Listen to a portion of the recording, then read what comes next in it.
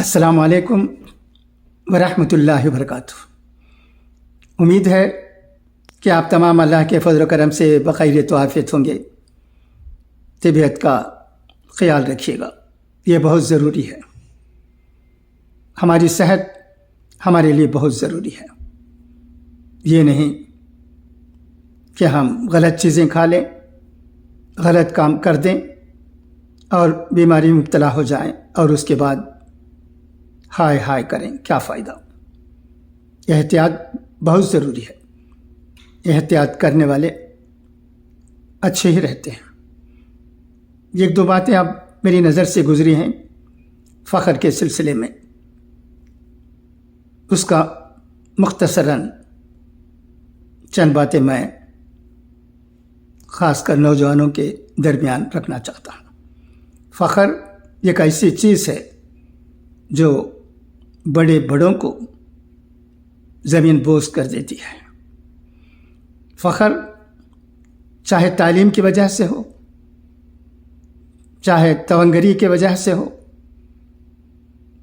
چاہے کسی اور وجہ سے ہو، وہ ایک کلنک ہے، ایک ایسی بری بلا ہے جو انسان کو جھکا دیتی ہے۔ اور ایک بات بھی حضور اکرم صلی اللہ علیہ وسلم کی ہم ہمیشہ پڑھتے رہتے ہیں، سنتے رہتے ہیں، اگر کوئی صحت یاب ہوتے ہوئے، تندرست ہوتے ہوئے کسی مالدار کے در پر بھیک کے لیے دستک دیتا ہے تو حضور اکرم صلی اللہ علیہ وسلم نے کہا ہے کہ وہ مجھ میں سے نہیں ہے۔ زیادہ عمرہ کرنے والے بھی ثواب نہیں پا سکیں گے، کیونکہ جب امیروں کو کرنے کے کام بہت ہوتے ہیں، رشتہ داروں میں غریب ہوتے ہیں، لڑکیاں بیاہی بغیر رہتی ہیں، بیماری میں مبتلا رہتے ہیں، ایسے وقت میں عمرہ پر عمرہ کرنا کہاں تک ٹھیک ہے؟ مگر ایک بات ڈنکے کی چوٹ پر کہی جا سکتی ہے، وہ یہ کہ فخر، کبر انسان کو ذلیل و خوار کر دیتی ہے، اس میں شک نہیں۔ ہم دیکھ چکے ہیں کیسے کیسے ہو گئے، ایسے ویسے کیسے ہو گئے۔ اگر ہم یاد رکھیں نوجوانوں کہ فخر کی ضرورت نہیں ہے، چاہے وہ رشتہ داروں میں ہو، فیکٹریوں میں ہو، یا آرگنائزیشنز میں ہو، یا کہیں بھی ہو، فخر کرنے والا کسی طرح کا بھی ہو فخر، وہ ذلیل و خوار ہو کر ہی رہے گا۔ ہم دیکھ چکے ہیں، یہ بھی میں دہرانا چاہتا ہوں۔ وقت آ گیا ہے کہ ہم دین کو سمجھ جائیں اور اس پر عمل کریں۔ تونگری اور اس طرح کی کئی چیزیں جس پر انسان فخر کرتا ہے، وہ کب تک اس کے ساتھ رہیں گی؟ کوئی چیز اس دنیا میں پرماننٹ نہیں ہے۔ اگر پرماننٹ کوئی چیز ہو سکتی ہے، وہ انسان کے اچھے اعمال۔ اللہ نے صاف کہہ دیا ہے کہ جو لوگ میرے بندوں کو چاہتے ہیں، میں ان کو چاہتا ہوں۔ اور یہ تمام لوگ جنہیں اللہ تبارک و تعالیٰ نے پیدا کیا ہے، وہ یہ ایک خاندان ہے، یہ ایک فیملی ہے۔ حضور کا ارشاد ہے، اس سے بڑھ کر ہمیں اور کیا چاہیے؟ اور ہم یہ بھی قرآن کریم میں پڑھتے ہیں، بسم اللہ الرحمن الرحیم، یا ایھا الناس انا خلقناکم من ذکر و انثی وجعلناکم شعوبا وقبائل لتعارفوا ان اکرمکم عند اللہ اتقاکم ان اللہ علیم خبیر۔ اس کے باوجود کیا ہم مسلمان واقعی تمام لوگوں کو آدم اور حوا کی پیدائش مانتے ہیں اور سچ مچ مانتے ہیں कुरान में अल्लाह तबारक व तआला ने जैसा कहा है वैसा, तो फिर किसी और से नफरत क्यों, किसी और से खिलाफ वर्जी क्यों, मुआहदे की शिकनी क्यों, और मुसीबत में पड़ जाने का दौर क्यों। और इसराइल और हमास जंग भी मुआहदे की खिलाफ वर्जी ही समझी जाती है। इसीलिए कोई हमास का साथ नहीं देता है। हम कब समझेंगे? दुआ है कि अल्लाह तबारक व तआला हमें चीज़ों को समझने की तौफीक अता करे। तो आइए हमेशा की तरह आज भी चंद अहम खबरें जो कि राष्ट्रीय सहारा रोजनामे में शाया हुई है उन्हें पढ़ देता हूँ, सुनिएगा और दुआ कीजिएगा कि अल्लाह तबारक व तआला हम सबको अच्छी बातों को सुनने, समझने और उन पर अमल करने की तौफीक अता करे।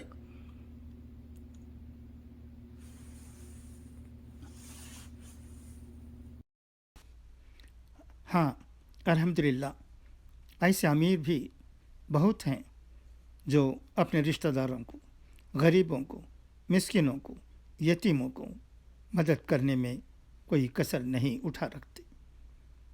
ये भी हम देख रहे हैं। ऐसे लोग फलते फूलते हैं, उनका दिल सुकून से रहता है। और हाँ, जो लोग किसी वजह से खसारे में भी रहते हैं, कारोबार में या अपनी निजी ज़िंदगी में, वो भी अगर अच्छे आमाल हैं उनके तो वो खुश ही रहते हैं। उन्हें किसी बात की फ़िक्र नहीं होती है। हर हाल में इंसान उन लोगों को खुश रखता है, चाहे नुकसान हो या नफ़ा, जो अल्लाह की बातों को मानते हुए अच्छे काम करते हैं। और नई दिल्ली, वज़ीर आज़म नरेंद्र मोदी ने आज कहा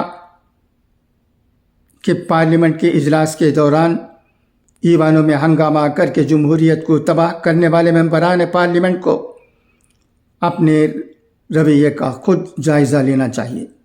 बजट इजलास के आगाज़ से पहले मिस्टर मोदी ने पार्लियामेंट के अहाते में सहाफ़ियों से कहा कि पार्लियामेंट की इस नई इमारत में मुनअक़दा पहले इजलास के इख्तिताम पर इस पार्लियामेंट ने एक बहुत ही बावक़ार फ़ैसला लिया था, और वो फ़ैसला था नारी शक्ति वंदन एक्ट।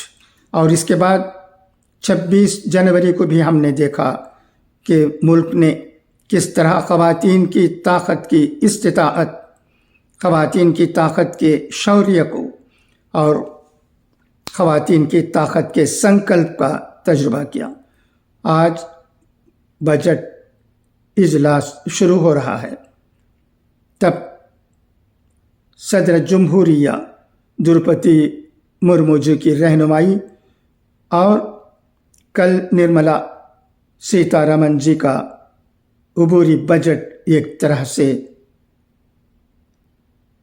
ये नारी शक्ति के साक्षात्कार का त्योहार है। मिस्टर मोदी ने कहा कि मैं उम्मीद करता हूं कि पिछले 10 वर्षों में जिसको जो रास्ता नज़र आया, इस तरह से पार्लियामेंट में सब ने अपना काम किया।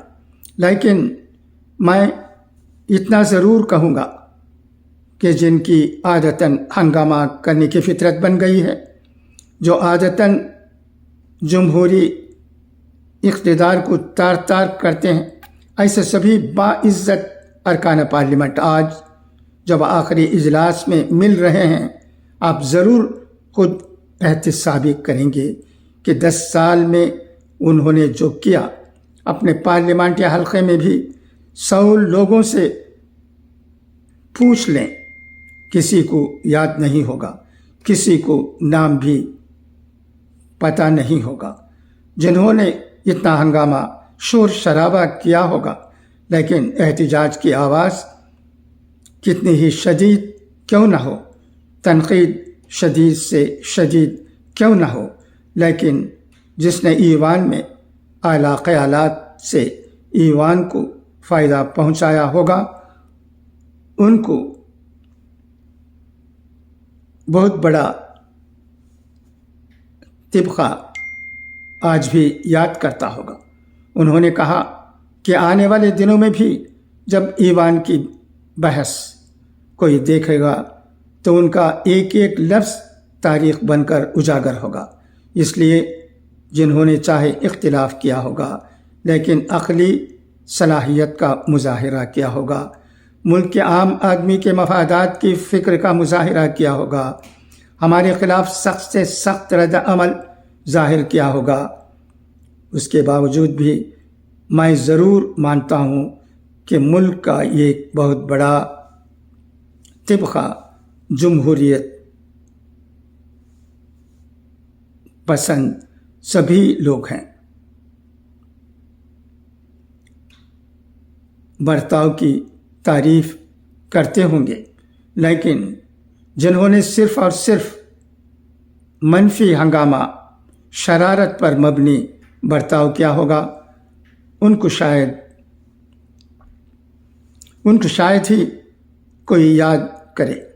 وزیر اعظم نے کہا کہ لیکن اب یہ بجٹ اجلاس کا موقع ہے، پچھتاوے کا بھی موقع ہے، کچھ اچھے نقش چھوڑنے کا بھی موقع ہے، تو میں ایسے تمام باعزت اراکین پارلیمنٹ سے درخواست کروں گا کہ آپ اس موقع کو ہاتھ سے جانے نہ دیں، بہترین سے بہترین کارکردگی کا مظاہرہ کریں، ملک کے مفاد میں اپنے بہترین خیالات کا فائدہ ایوان کو پہنچائیں اور ملک کو بھی جوش و خروش اور امنگ سے بھر دیں۔ مجھے یقین ہے آپ تو جانتے ہیں کہ جب انتخابات کا وقت قریب ہوتا ہے تو عموماً پورا بجٹ پیش نہیں کیا جاتا۔ ہم بھی اسی روایت پر عمل کرتے ہوئے نئی حکومت کے قیام کے بعد پورا بجٹ آپ کے سامنے پیش کریں گے۔ اس بار ایک رہنما نکات کے ساتھ ملک کی وزیر خزانہ نرملا سیتارمن ہم سب کے سامنے کل اپنا بجٹ پیش کرنے والی ہیں۔ مسٹر مودی نے کہا کہ مجھے یقین ہے کہ ملک ترقی کی نئی بلندیوں کو عبور کرتے ہوئے مسلسل آگے بڑھ رہا ہے۔ ہمہ جہت ترقی، شمولیت پر مبنی ترقی ہو رہی ہے۔ یہ سفر عوام کے آشرواد سے مسلسل جاری رہے گا۔ اس یقین کے ساتھ پھر میں آپ سب کو میرا رام نام۔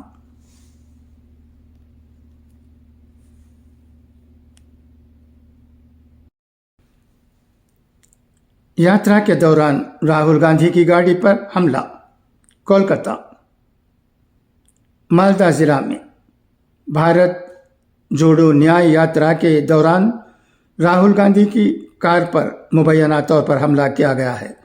راہل گاندھی بہار کے کٹیہار ضلع سے مالدہ میں داخل ہوئے ہیں۔ کار میں سوار ادھیر رنجن چودھری نے کہا کہ کالی گاڑی پر کسی نے اینٹ سے حملہ کیا، جس کی وجہ سے شیشہ ٹوٹ گیا ہے۔ بنگال میں راہل گاندھی کو یاترا کے دوران مختلف مسائل پیش آ رہے ہیں۔ بنگال میں یاترا پہنچنے کے بعد سے ہی رکاوٹوں کا سامنا ہے۔ کوچ بہار میں راہل گاندھی کو یاترا کرنے کی اجازت نہیں تھی۔ دراصل بنگال حکومت کا دعویٰ ہے کہ چونکہ وزیر اعلیٰ ممتا بنرجی شمالی بنگال کے دورے پر ہیں، اس لیے راہل گاندھی کو سرکاری گیسٹ ہاؤس فراہم نہیں کیے جا رہے ہیں۔ کانگریس نے الزام لگایا کہ مرشد آباد ضلع میں یاترا کے داخل ہونے کے بعد اسٹیڈیم میں کھانے کے انتظامات کے لیے اجازت طلب کی گئی تھی، مگر انتظامیہ نے اجازت نہیں دی۔ کانگریس کا دعویٰ ہے کہ نہ صرف انتظامیہ کی طرف سے عدم تعاون کا سامنا ہے، بلکہ راہل گاندھی کے پوسٹر اور بینر بھی ہٹائے جا رہے ہیں۔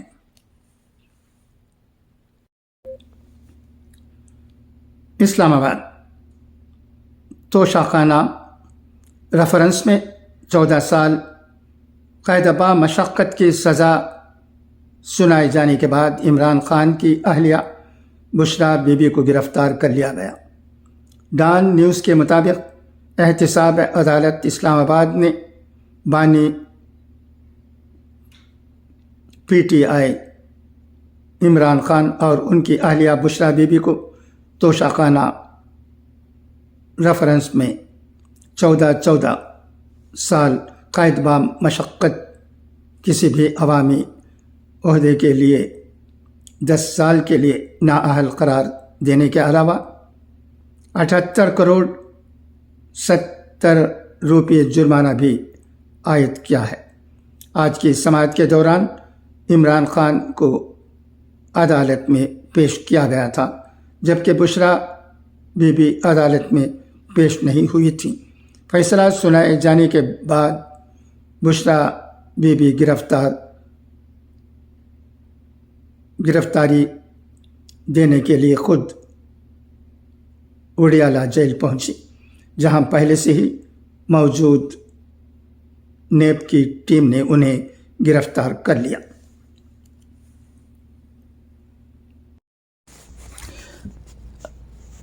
اب آئیے اقوال زرین سنیں۔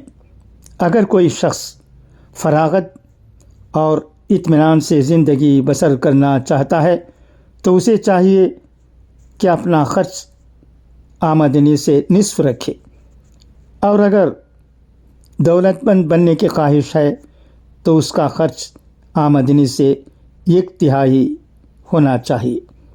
خدا حافظ، فی امان اللہ۔